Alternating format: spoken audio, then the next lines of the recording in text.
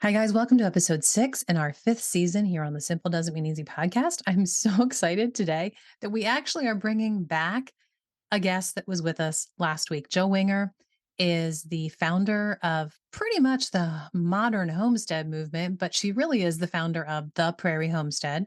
And she is the host of the very popular not Simple Doesn't Mean Easy. That's mine, Old Fashioned on Purpose podcast. And she's a friend. I've been working with Jill for almost 5 years now. And it's just always fun to sit down and chat with her.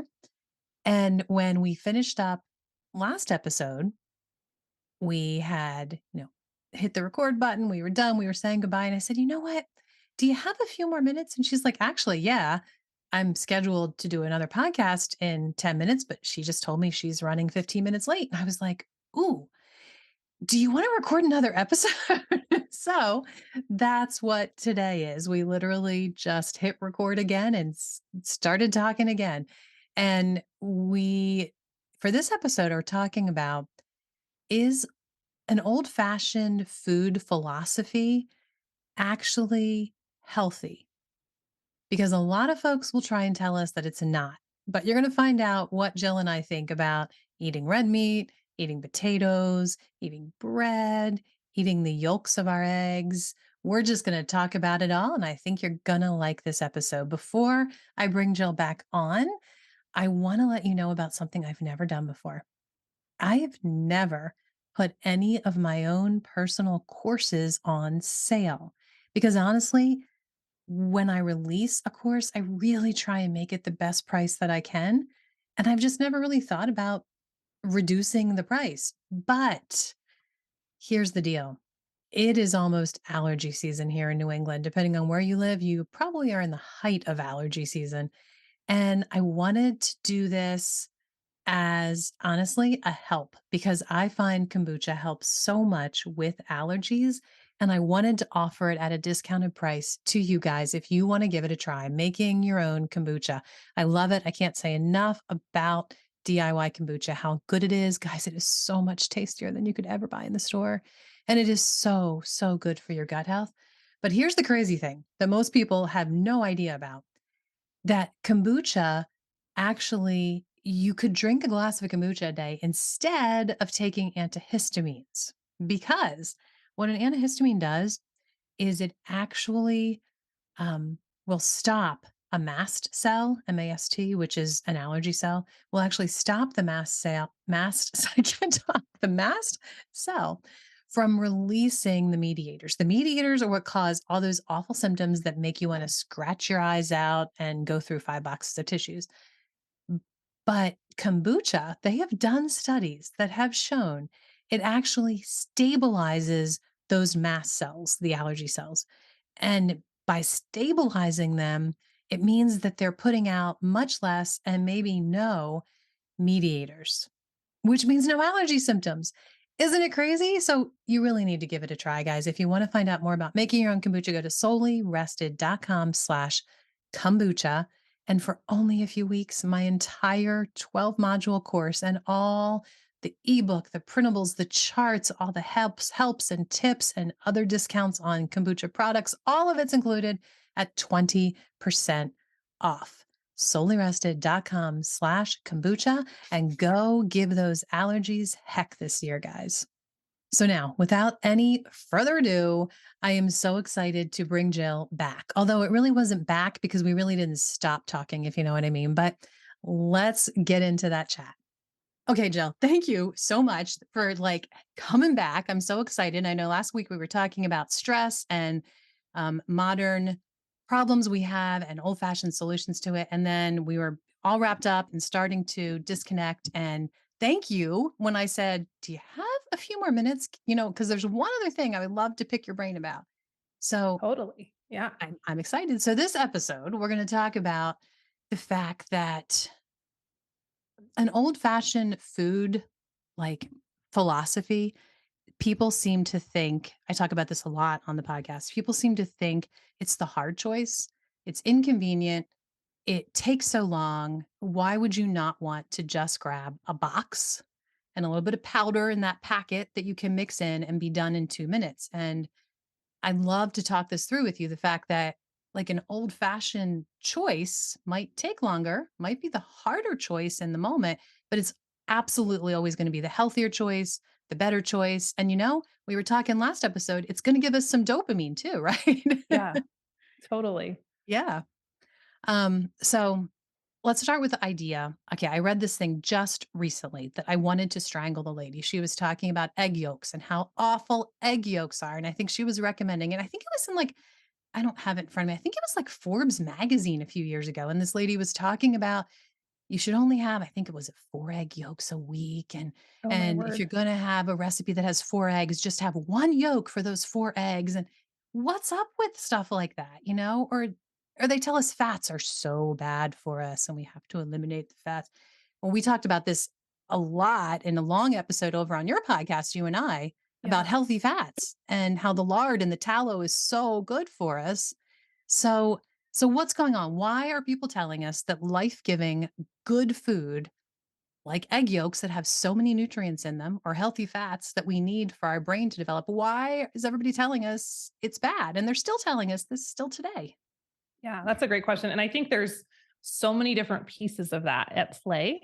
The big factors that I see, um, I think twofold. So first off, I think there was such a push to create consumers after World War II that I don't think people even know what it was like prior to the to the advent of the consumer, right? We don't even know what life would have been like. And so we're so used to this idea that we're being told to buy, we're told that whatever we buy is automatically better. We're told, and along with that, to convince us to buy, the marketers tell us that the alternative is hard and it's drudgery and it's beneath us and we don't want to mess with it. And so I think we're kind of indoctrinated into that if it comes from a factory or it's industrialized, it has to be better. Yes.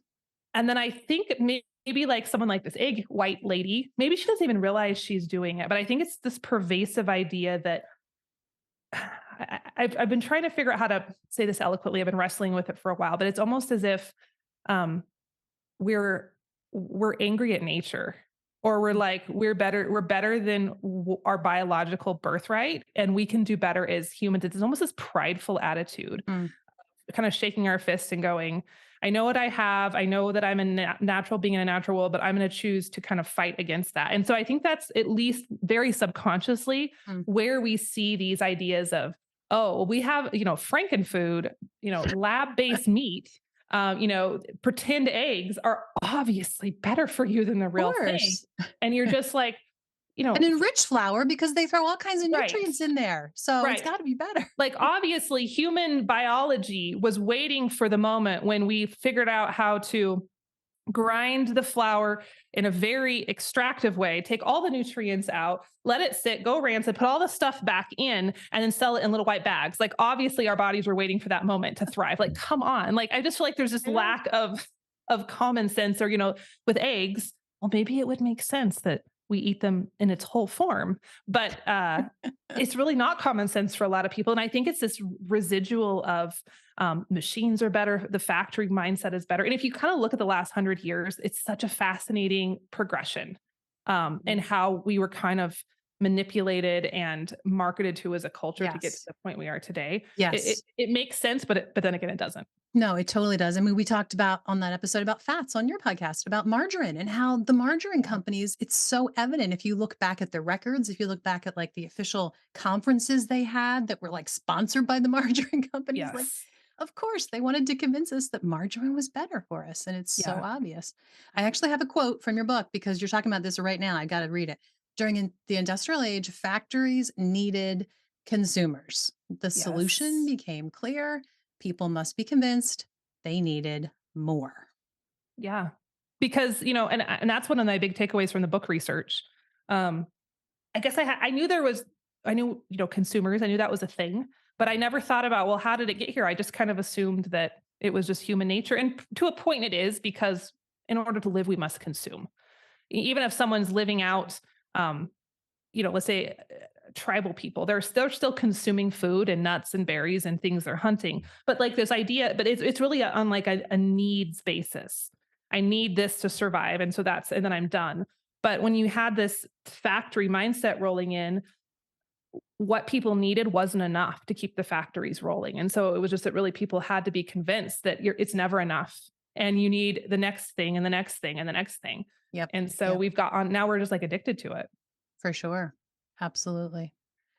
Um, and I mean, genuinely, after just our last episode and that talk about the dopamine, I'm still thinking about it. Like, if we're making mac and cheese out of a box, we seriously are gypping ourselves. We don't have any of that creative factor at all. We don't have any, we're losing out. We definitely are. And Yeah. we've been convinced by the marketers that no, it's the best choice. Yeah. Um, so did our grandparents have like the great secrets? Like, did they, I don't know. I mean, they certainly still had health problems. Um, But is that really the secret? Like you said, the whole egg, like everything in moderation kind of thing? Like, I don't know. I think I don't know secrets, and I'm always careful because I think we romanticize. I mean, I'm guilty of this. We romanticize those eras to a point where I've said before, my great grandma probably would have traded her life for my life now because I have a washing machine and I have running water and all of those things. And so I'm always mindful to not just make it sound like it was magical all the time. But I think just by default, they, you're kind of forced, for lack of a better word, into eating better because, like, if you are, let's say on sweets, for example, now sugar isn't everything, and sugar has been shown to be so detrimental to us. Yeah. But our great grandparents, sugar I was mean, except for the all natural maple syrup. I well, that's mean, what I was gonna yes, and that's what I was gonna say next yeah. because, if you did find sugar in those, situations, you had honey, which you'd only get in smaller quantities, Hmm. and or maple syrup, which you had to work really hard to get that. You still do. You still Yeah. do, right? Yeah. And so it's almost And like it's a self seasonal. That's another thing. yes. It's self-limiting. So, okay, yeah, Mhm. I can have maple syrup, but I'm gonna treat it like a precious commodity because it is, and I had to work Absolutely. my butt off to get it. And Yes. so it's not this, free for all. I think that was the case with a lot of things. I mean, they weren't doing the Atkins diet. They weren't doing vegan or carnivore or any of these other fads. They were just eating what they had. And they had carbs and they had some sweets and they had fats and things, but it was all within forced moderation, just kind of in the natural order. And they had to Right. work in order to get it, which you're burning the calories and you're getting, your body is moving. So it just kind of seemed like it balanced itself out a little bit For better. sure. Yeah, I agree. We're going to interrupt this episode for a second for me to tell you about my new favorite thing that has greatly improved the food that I grow here on our farm. I am a little embarrassed to tell you I never did a soil test until last year, ever, my entire life. I have been growing food and gardening my entire adult life. Did it as a kid too with my dad. Never did I do a soil test. I remember once when I was like 8, my dad did a soil test and it was a really big deal. And, that's why I remember it. But that was the only time he ever did one. Like, I just didn't know these were important. I figured all the nutrients are good. And especially the big three, the nitrogen, phosphorus, and potassium. You want it all. You can't have too much. It's good stuff. Why would you need to test what your levels are? I was so wrong. I'd had years of problems, didn't understand what was wrong. And when Redmond Ag asked me if they could send me a soil kit for me to try, it was a new thing and they just wanted me to sample it. I said, sure, why not? I'll give it a try. I wasn't expecting it to even be useful to me. Boy, was I wrong. The results, first of all, came back within days. I couldn't believe it. I couldn't believe it how easy it was to use and then how quickly the results came back. Bonus, the results are all online for me to access anytime, which I didn't think that would matter either.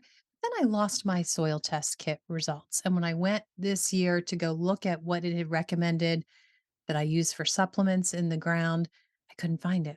I was so glad that it's all stored away. And I know that this is what my dad had done. You can go to a local co op, an ag co op, and find out about getting soil tests. But they're not free. They are very often more expensive than this soil test kit. And when you get the results back, you might have pages and pages of worth of lots of information, but it pretty much to the average person doesn't really mean much. It's hard to weed through what it means, not with this kit. I couldn't believe it. The charts are so user friendly. It just, at a glance, you understand what's good or bad with your soil. And then they even give you all the suggestions of how to improve it to make your soil perfect if it isn't already. So I can't recommend it enough. If you go to solelyrested.com/soil, you will see what I'm talking about. And I kid you not, guys, if you want to grow really good, nutritious food, this is important. You need to find out the quality of your soil. And I have a great offer for you off of an already great price. Go to solelyrested.com/soil. If you grow any of your own food, you will not regret this. So, are there any particular foods that, the world is still saying, even against what we're realizing to be true now, foods that they're saying shouldn't eat? These are bad for you, that your family has absolutely no reservation in eating. I know red meat's one of them, right? Yeah, I was just that was the first one that came to mind, especially Yeah, since meat is so demonized all of a sudden, or I all of a know. sudden, but even, more and more every year Yep. right now. But again, I like to ask, okay, so what did we do before we were being told this story? Hmm. And I look at all these stories, maybe the stories have an element of truth, maybe they don't, but I'm always like asking myself, what did I do before a marketer or a corporation or an authority figure was telling me what to think? And Yeah. so I've gone on that path with the meat. Obviously, we raise beef. I have a vested interest in beef. That's no secret. But I'm Yeah. like, okay, so what they're saying, is it true or not? And when we look back historically, meat has been a part of the human diet for a very, very long time, since the beginning of time. Yep. And there's plenty of cultures in the world. Like, for example, if someone tried to be vegan out here on the prairie, Mhm. 150 years ago, they would starve very, very quickly. Like, it's Yeah. not sustainable and it's not natural. And Right. there are very few places in the world, there's a few, but there are very few, that you could actually live without meat, because it's just kind of how things work. Yeah. So to me, when I start to see that disconnect, I'm like, something's off with this narrative we're hearing. No different than, the demonization of fat several decades ago. Like, doesn't really make sense. So let's weigh it out. So I think every time I hear a new trendy food group that they're telling me is evil, I'm always just a little bit skeptical. Yeah. Me too, for sure. Okay. What about potatoes? They're bad rap because they're really high in starch. I know you eat a lot of potatoes. Yes. I do, yeah. I I do think with too. those, yeah, I I have love potatoes with potatoes. almost every meal. I could eat potatoes, yeah, 3 times a What's your day. favorite way? Baked, Oh, mashed, wedges? so many. I love a good oven fry, a homemade oven fry. I like, Mm. like, really buttery mashed potatoes, probably would be my favorite, with a really good gravy, well seasoned Oh, wait, you put your gravy on gravy. top? Oh, you said mashed potato. I was Mashed potato, thinking yeah. baked. Okay, okay. Yeah, with the mashed potatoes. So I love a loaded baked potato. I do love loaded baked potato. Yeah, I mean, really all the ways, hash browns, I'll do all the potatoes. Yeah, yeah. They're good. You're So, getting me they're hungry, good. Jill.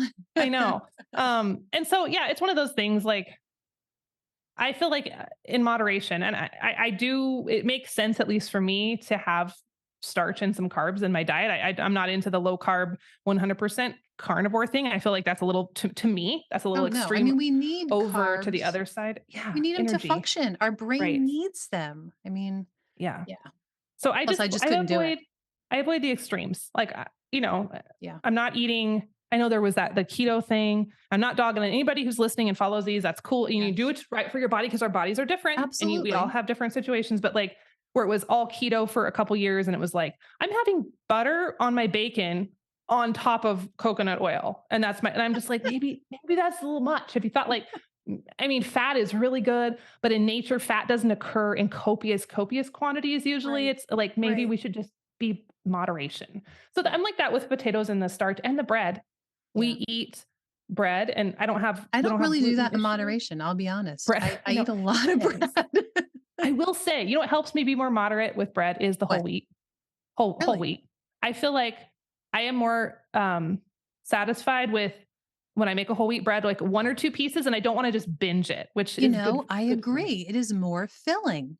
Yeah. It really is, and the taste is so much richer. Like, I seem Yes. to enjoy my bites longer, if that makes Yeah. sense, because it really is a rich, kind of a nuttier flavor.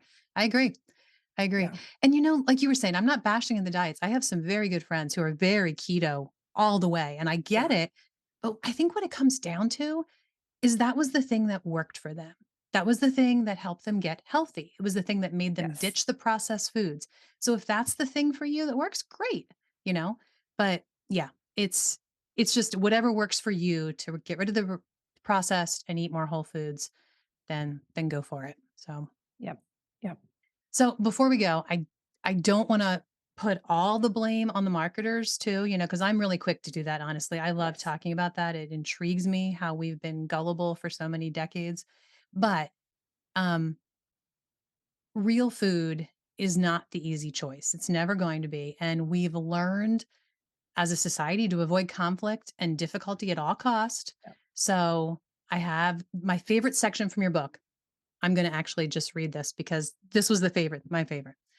A story isn't a story without some sort of conflict. That's why the classics usually explore a trial to overcome, a mountain to scale, or an adversary to outwit. Our favorite tales would be insufferably boring without this sense of adventure. And I loved it that you said, what if Frodo decided, nah, I'm not going to go fight the evil stuff. I'm just going to binge on Netflix, Yep. Yep.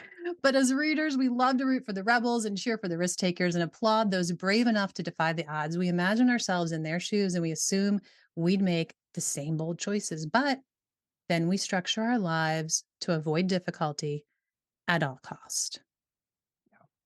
So I think that's what so much of what we're talking about comes down to, that don't avoid the difficulty. You're going to miss out Yeah. on the dopamine. That could be our I know. slogan. Don't avoid the difficulty. You'll miss the I feel like dopamine. we sound like junkies. Get the dopamine, but it's true. If I Yeah, am an well, addict, I am an addict for my dopamine that comes from yes. after I make something creatively. Absolutely. Me too. Me too. Well, this has been so fun, Jill. Where can people find you? Where can they find your book? All Yes. that good So stuff. theprairiehomestead.com is my OG blog. It's still running, it has all my stuff on there. And then Instagram is the social platform I use the most, or I'm just most active, I guess. So Jill.Winger is my handle. And then if you want to check out the book and get all the pre-order Of goodies, it's course, everybody of needs to check out the book. course, Kid yes. you not. It's great. I love it. Where do they Oh, find it? thank you. www.oldfashionedbook.com. Oldfashionedbook.com. Yes. Awesome. And some really awesome, great freebie stuff. So people need to go pre order this book. I'm telling Yes. you guys. Yep. Yep. And you get the Well, thank pre-order you, stuff, Jill. even though the book doesn't come out till September, you get the Uh-huh. pre-order stuff right away. So it's like Yes. just to tide And you that over. way you get it early. Like, you're really the cool kid because you get it way earlier than anybody can get it if they're waiting to go buy it at the store. So Totally. Yep. awesome. Well, Yeah. thank you, Jill. It's been fun chatting. My pleasure. Thanks for having me back, Michelle. Absolutely. Well, that's it for today's episode, guys. I hope that you enjoyed joining in on Jill and I's conversation. I always love chatting with her, especially about things like real food, because we literally are like soulmates when it comes to this stuff. And you know what? If you have a favorite potato recipe, go starch. Send me those recipes. Reach out to me over on Instagram and let me know if you have something really unique and delicious you do with a potato. But seriously, join me next Monday. The new episode is going to drop early in the morning, and I can't wait to see you then. And remember, it is easy to forget how blessed we are to live this life. So enjoy the simple everyday efforts. I know it's not easy, but I also know it is so worth it.